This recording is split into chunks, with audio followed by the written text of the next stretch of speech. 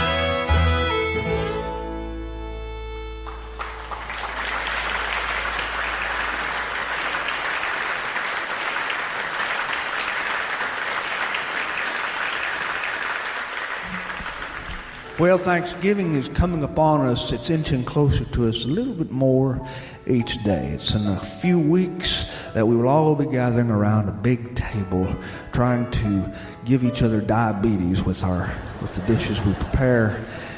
We will sit around a feast with our family and we will pretend to like each other. Some of us will not pretend as hard as others, but we're all pretending. This is Thanksgiving. And it is the mothers who put on most of this work. There's a mountain of work facing them ahead during this holiday season. They prepare and they slave and they go to a lot of trouble, and sometimes I worry we don't thank them enough for what they do. Which brings us to the letter we just received this week in the mail from the Union of Mothers Who Cook for Thanksgiving, an old club an old club who's been meeting for 118 years in Pensacola. They meet 5 times a year, and they give each other encouragement for the mountain of work lying ahead of them this time of year, when they will make a feast happen for the people they love most in their life, and they will watch everybody gather together and go back for seconds and thirds. The Union of Mothers Who Cook for Thanksgiving, or the UOMWCFT for short. The UOMWCFT has been around, and they are here to stay. They want to offer a public service announcement this year for Thanksgiving to anybody who is listening. And this public service announcement, important public service announcement, is on the subject of how to say grace properly at the dinner table.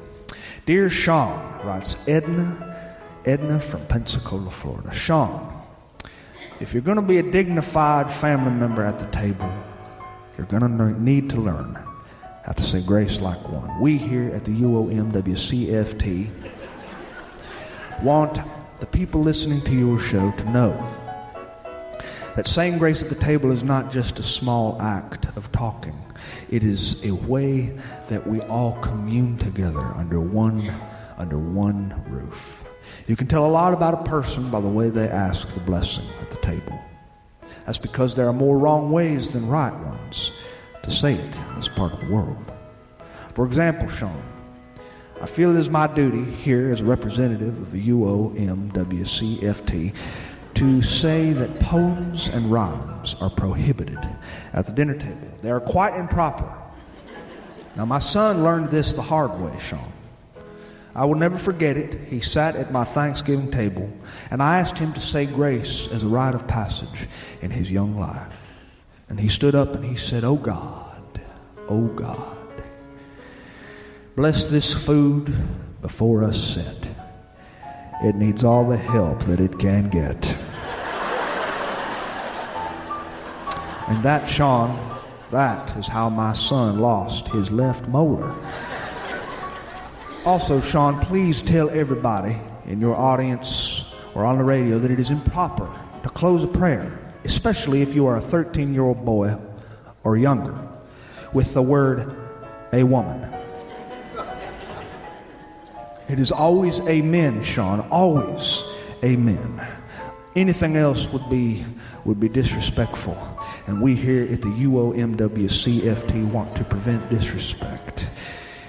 It is also exponentially rude, Sean, to go the opposite direction and feign spirituality by using King James English when praying at the dinner table. My cousin visited us last week. He is a Methodist deacon, and he prayed like this. Almighty, we beseech thee, Lord, verily doth thy visage beam, yea, down upon us. From thither shall we lift thine eyes. Sean, this is highly improper because most people at our table do not speak Methodist. Also, Sean, I feel it is my duty as a representative of the UOMWCFT to tell you that long-winded prayers are also rookie mistakes at the Thanksgiving table. My brother-in-law, for instance, and I cannot use his real name because he listens to your show, so I shall call him Ricky Dicky Smith and Wesson III, takes great pride in his long-winded blessings so that we cannot even ask him to open his mouth. We cannot ask him to open his mouth. When he stands at the supper table, my brother-in-law Ricky Dicky recites the entire Old Testament, backward, then forward, and then parts of the book of Revelation. And Sean, before he ever says amen, 3 of my elderly aunts have had their knees lock up, and 2 of my uncles have already suffered diabetic comas. And 4 of us have already resolved to take Ricky Dicky Smith & Wesson and strap him to the top of our car and drive it off a shallow cliff. The truth is, Sean, we here at the Union of Mothers Who Cook for Thanksgiving know that heaven doesn't need our long, long prayers. We know that heaven doesn't need to hear anything because God already knows what you need before you ask it. So just make sure You don't do something highly, highly unintelligent like my husband just did a few nights ago when we sat down to a family supper. My kids were in town. We were all there together under one holy roof. And my husband stood to recite his prayer, which was, "O gracious Father, my heart is stabbed with riot. Please save me from my wicked wife who has me on a diet." Sean, I followed his prayer with a prayer of my own, because we here at the Union of Mothers who cook for Thanksgiving are prepared for such emergency situations. I stood at the table and I said, oh Lord, forgive my husband, who must be very ill, who after all these years does not know how to recite a prayer even still. Please, I come to thee with great remorse, that you shall forgive us, Lord. Forgive us for our divorce. That's letters from our listeners. We're going to have another tune here. Another tune here from the High 48s, everybody. The High 48s.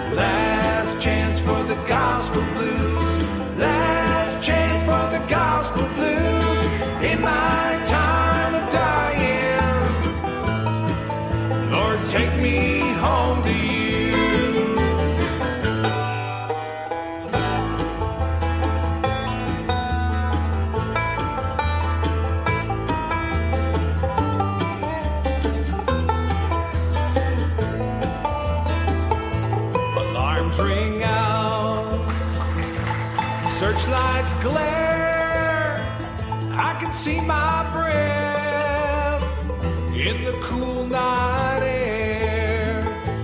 Taste of freedom is bittersweet, for I know my Lord I'll never meet. Last chance for the gospel blues, last chance for the gospel blues in my time of dying. Lord, take me home to you.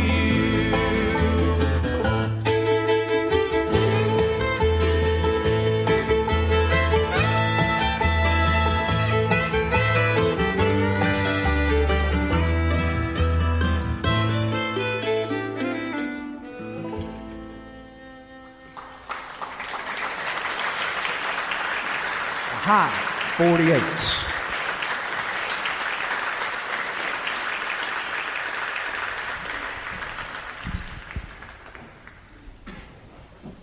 This last week, autumn made its triumphal entry into northwest Florida and South Alabama, and we are glad to see it come, glad to have it.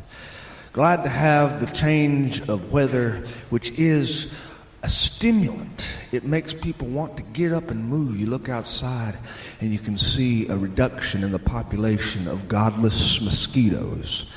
And you can feel the air, which is actually conducive to human behavior out of doors. For the rest of our lives in this world, this hot, humid, and florid world, we are trapped indoors because heat is so strong that it brings grown men to their knees. But in this little period of time before winter fully hits, we can actually go outside and experience the world that God made for us. This was the time of year, every year, that the youth group would take their trip up north somewhere. And I can remember the year that Brother Silas asked me if I wanted to be a youth chaperone for the youth group who was going to Dollywood. Now, Dollywood, for those of you who don't know, maybe listening to this on the radio from some other part of the world, is like Disneyland for rednecks.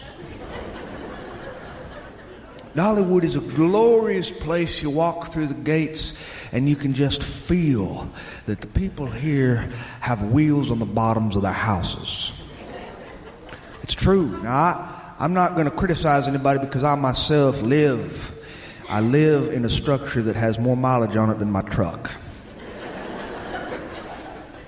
It's a 2003 trailer, but it's nice. It's nice as long as you remember that during the cold seasons you have to put your coat on before you go to the bathroom. As long as you understand that there is a soft spot on the very west end of my trailer that leaks during rainstorms, and it just happens to be over my bed. Other than that, it's a great place to live. Dollywood is filled with people like this, and this is the destination that small town people, we run to places like Dollywood or Branson, Missouri, because you can be yourself. Dollywood has this wonderful allure towards children in our part of the world, and they wanted to go, this youth group at the Fourth Baptist Church of Black Creek, to see Dollywood. Now, the only memories I truly have of going to a Dolly Parton themed anything was when I was a 13-year-old boy, and we went to go see a Dolly Parton impersonator in Branson, Missouri. Dolly Parton impersonator. I'll never forget it. My mother was with me. I walked into this grand theater show house. It was magnificent. Red velvet curtains and a glitter ceiling and gold on the entryways. And in the bathrooms they had toilets that were made of brass with ice cubes right in the bowl. I remember looking at these toilets going, what do I do with that? And there was a man who was standing by the sinks. He had his arm outstretched with a towel draped over it and a bow tie on. He said, "You're supposed to pee on it, son." I said, "Yeah, but why the ice?" He said, "Because it helps cut down on the sound." Well, you learn a little something new every time you visit Branson, Missouri. The Dolly Parton show, I'll never forget, was just wonderful, wonderful.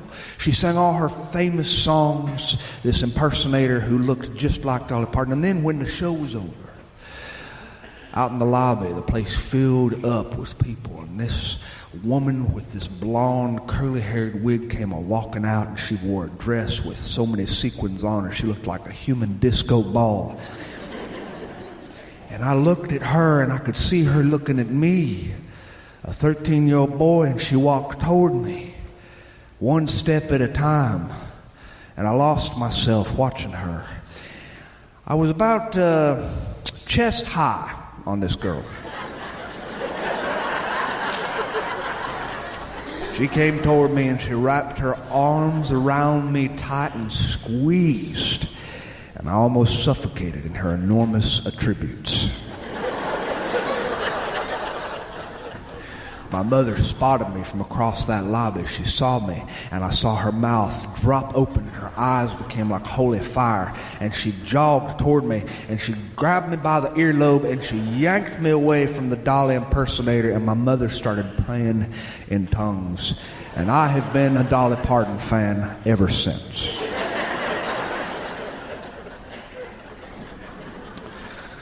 On this youth trip, there were 3 chaperones. There was me, Brother Bill, and Miss Sandra. And we had one job. Our collective job as highly trained spiritual overseers was to make sure that these children did not commit one of the 7 deadly sins in the back seat. These children are hormonal, lustful, godless teenagers. They are at that time of life, that stage where sin just comes natural to them. They can just wake up and step out of bed and invent brand new sins that have never been heard by the human race before.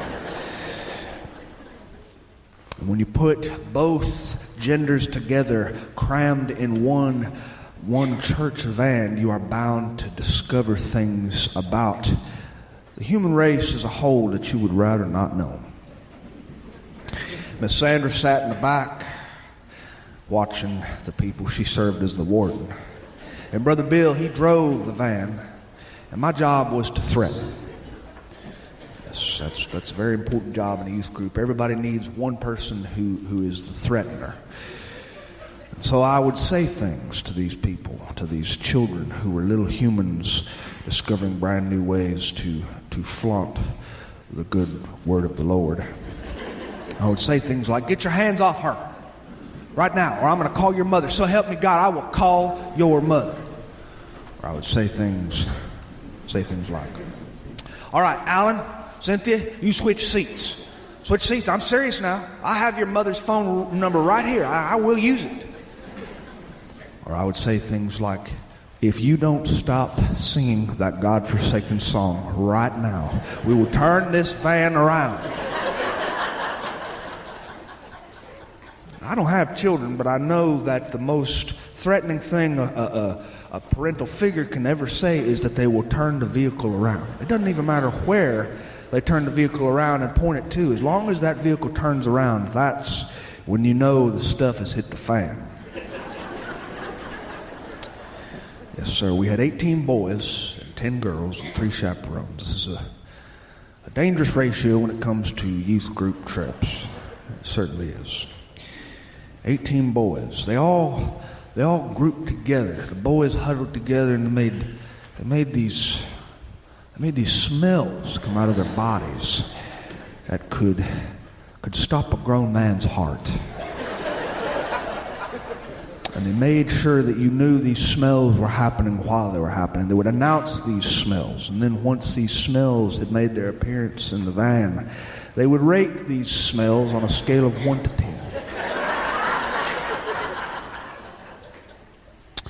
The girls had their own manner of passing the time. They all huddled together in the back around something, maybe a Walkman or a radio, transistor radio. And every now and then they would spontaneously sing a song at the top of their lungs all together. And then they would get real quiet and they'd start giggling again. And then they would start spontaneously singing again and then more giggling. Well, things were getting out of control in that church van. And Miss Sandra decided to help us pass the time. Everybody passed the time. After all, this 9-hour drive up to Dollywood was a long one. The drive was not pretty, it was just interstate. Nothing beautiful to look at. Miss Sandra, drawing upon her powers as an English major, decided she would teach us how to compose poetry. Poetry is a good way to pass the time. Learning how to use prose and meter and rhythm and some symbolism.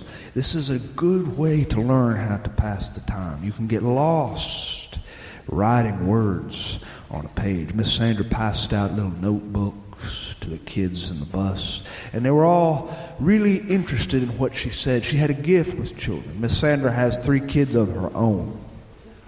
None of them were in that youth group bus because they were too young, but she knew how to handle children. She passed out these little Indian chief notepads, and she passed out number 1 pencils. Long ago, we used to write during my generation. We wrote. We did not have computers. We did not have typewriters to type on in school. We learned cursive handwriting, and we wrote with these number 1 or number 2 pencils until we had a callus on our middle finger. These children held their pencils. Miss Sandra explained poetry to them. She explained literature. She quoted a few examples of poems from literary giants in our American past. And then she set them to composing their own poems. And it was silent for a good long while we drove, while the children reflected on the wonderful things Miss Sandra said. And I too composed some poems on a page to help pass the time. And when it was time to recite these poems, she called on Daniel first. And Daniel rose in the center aisle of that van, and he held his notebook, and he announced to everybody with a glorious literary recitation voice, "Roses are red, and violets are like glasses. God help our youth chaperones who don't know their heads from their..."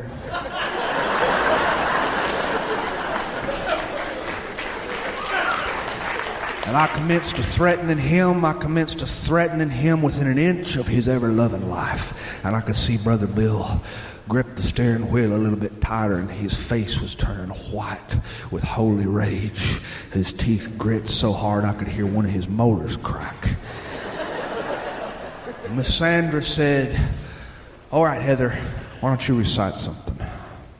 Little Heather, red-headed Heather with freckles all over her face and ribbons in her hair, she stood up in the center aisle and she recited, "The Lord is my shepherd, and I am his sheep.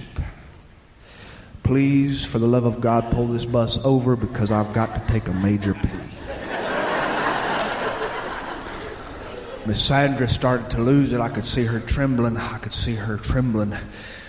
She said, "Sit down or I'll call your mother." And Brother Bill pulled the bus over, in fact, over at a filling station. We all piled out, 28 children and 3 chaperones. And the children walked into that little gas station to waste their money on things like Cheetos and Doritos and Funyuns and anything that turns into a stinky powder when you eat it. And Brother Bill, he paced outside the van while the van was filling up with gas, back and forth, and I could see him reciting the Beatitudes just to calm down a little bit. He was reciting, "Blessed are the poor in spirit, for theirs is the kingdom of heaven. Blessed are the merciful, for they shall obtain mercy." And he was moving back and forth in a holy frenzy. And I looked for Miss Sandra. I couldn't find her. I walked around the back of the gas station, and I saw her by the dumpster. She had burned through an entire pack of Winston cigarettes. When we got back onto the church vehicle, Brother Bill said, "You've got to call Daniel's mother because cursing is not allowed in his poem. That curse word, we can't let that go." I said, "I don't want to call her." Miss Sandra said, "Well, I ain't calling her. Don't look at me." And so we drew straws to see who would get the opportunity to call Daniel's mother and tattletale on him, and I got the short straw. I got the cell phone out. I dialed Daniel's mother's number, and I called her. I said, "Ma'am, I don't know how to tell you this. I know you've done your best to raise a good boy, but we just wanted to tell you he's been acting up a little bit, and he was reciting a poem on the school bus, and he used an ugly word. I know this isn't a big deal, but I just wanted to tell you." She said, "You know what? I don't care what he did. I tithe to that church every month so that I get this one period out of the year where I don't have to be around my child. Don't call me again. Thank you very much." And she hung up the phone. That night, we all found lodging at the hotel. The Holiday Inn was where the girls stayed with Miss Sandra, with the 10 girls, and 18 boys stayed with us, Brother Bill and I, over at the Motel 6. It was a little motel rundown. It was my job to go into town and get everybody takeout supper for the evening. And I went into town to get everybody takeout at the Waffle House. I fulfilled 28 orders for children and 3 orders for adults. I came back to the Motel 6, riding the church van all by myself, trying to steady my nerves. I was road weary and I was tired. I stepped out of the church van and I saw 5 silhouettes behind the Motel 6. I got closer carrying these plastic bags of Waffle House food, and I could see these silhouettes getting more clear to me.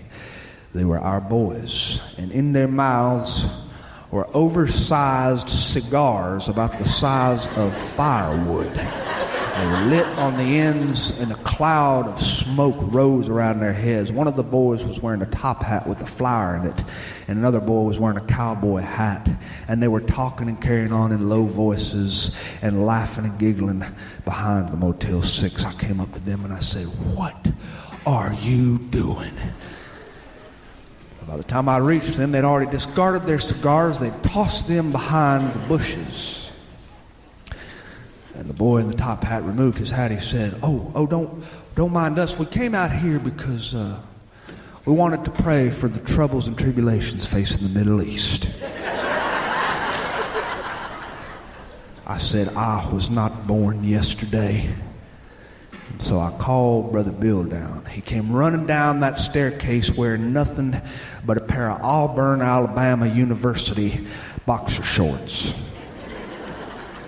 He looked at those boys and he started quoting from the book of Leviticus, started quoting things I'd never heard before. He was on fire and he decided to just take it to the next level. He began to preach a full sermon, a full-blown sermon. And when he had finished, 3 of the boys agreed that they needed to be rebaptized. And I led us in a stirring rendition of Rock of Ages. Cleft for me, let me hide myself in thee. The next day, we all gathered at a trail on one of the Smoky Mountains, Thunderhead Mountain. We're going to walk to the very top, hike to the very top. I was dressed in hiking boots, and the children were all tired from staying up way too late, giggling and telling stories until they all fell asleep. Children are natural storytellers. They love to tell stories, and they had told stories all night long, so that Brother Bill and I and Miss Sandra had bags beneath our eyes which reached down to our belly buttons. Got everybody ready at the trailhead, and we started hiking to the top. And the girls beat us to the top. They smoked us. They were about a mile ahead of us. They passed us on the way back down. Brother Bill was nursing a pulled hamstring from an old football injury, and I was winded because I have a sensitivity to altitude. And Miss Sandra said, "Something's wrong." We saw her. We knew something was wrong before she even said it, because her face was wearing that look that all youth group chaperones wear, a look of fear mixed with a little bit of exhilaration. She said, "I've lost 3 of my girls." Brother Bill's heart sank. He looked around at our boys who were down at the trailhead just beneath us, and he did a head count. He said, "We're missing 5 of our boys." We all felt sick to our stomachs. We rushed down to the bottom of the mountain, and when we got down into the parking lot, we found all of our missing members. Spencer and Lula Ann were behind the church van. Caught in the throes of unbridled passion, their braces were locked together. And on the front of the church van was Wilson. Wilson was selling Victoria's Secret catalogs to anybody within earshot for $10 a pop. And Reynolds was letting the air out of the church vans with a little penny. And one of the back tires was already almost all the way flat. And Leroy was over by the bathrooms trying to solicit Mountain Dew from a minor. Oh, Brother Bill was about to have a nervous breakdown. He sat down on the bumper of the van and he pressed his hand over his chest. He said, "I don't know if I can do this. You know, I have high cholesterol. The doctor told me I have high cholesterol." No one could find Sandra. She was over behind the bathrooms, no doubt, because we saw a billow of smoke rising behind the bathrooms. But we managed to gather the youth group together into the van, and we finally hit the promised land, Dollywood. The lights of the text on that big sign were just entrancing. Dollywood, there it was, the holy, holy land of milk and honey. We got into the parking lot, and to tell you the truth, I don't even remember what happened much that day, except that young Daniel, had somehow managed to get his head stuck between the guard railing metal bars, and that I had to call park security to come disassemble the guard railing to get his head out. But other than that, it was a really fun trip. The kids enjoyed themselves. They had a marvelous time, blowing their money on big stuffed animals and riding rides that go round and round and round and induce severe nausea in their passengers. We made that long drive home, and the kids were all coiled up in the back, and they were sleeping. I don't even remember much about it. It was all a blur. By the time we got to that church parking lot, we saw cars. They were all crammed together in the parking lot. Parents standing outside the cars with their arms folded, and they were waiting to see their children again. Parents, even though they get tired of their children, there's nothing like the feeling of seeing your child after a few days of not seeing them at all. Everything good about that child comes to the surface, and everything bad about that child recedes into the background. These parents were wearing warm looks of love, and when we pulled into the parking lot, Brother Bill ran his hands through his hair. He said, "My God, we made it. We made it." Miss Sandra helped the kids off the church bus. We saw children run across the parking lot, arms wide open, bags had been dropped onto the pavement, and they hugged their parents, and their parents kissed their hair, and they patted their backs. One by one, the children crawled into their parents' vehicles, and they curled into a small ball, and they went to sleep, wearing the looks of saints upon their faces, as if they'd never done anything wrong in all their lives. The parents drove. We watched the last set of taillights leave that church parking lot. Me, Miss Sandra, and Brother Bill. And we'd made decisions among ourselves. We truly had. We'd made a few decisions. Miss Sandra, with Winston hanging out of her mouth, said, "I think I'm going to put my kids up for adoption." And Brother Bill said, "You know, I've decided something too. I believe I'm going to go to the Mexican restaurant and order me a margarita." Brother Bill had never tasted alcohol in his life, the Southern Baptist man that he was. We all hugged each other because traumatic experiences bond one another together. They bond you with an unbreakable bond. And I watched them leave the parking lot waiting for my wife. My wife showed up driving our little Nissan. She kicked open the door. She said, "How was it? How was it?" She said, "I missed you while you were gone." I said, "Honey, roses are red and violets are made of poop. That's the last time I will ever chaperone for another youth group." Hey, thanks for having me tonight. It's been a treat. Thank you very much for having me. Appreciate it.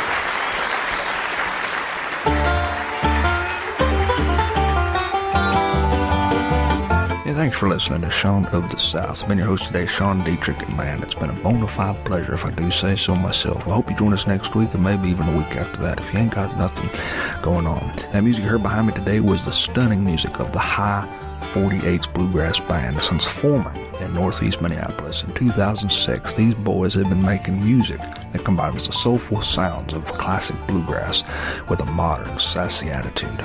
They're a band with one foot in tradition and the other in the world of music today.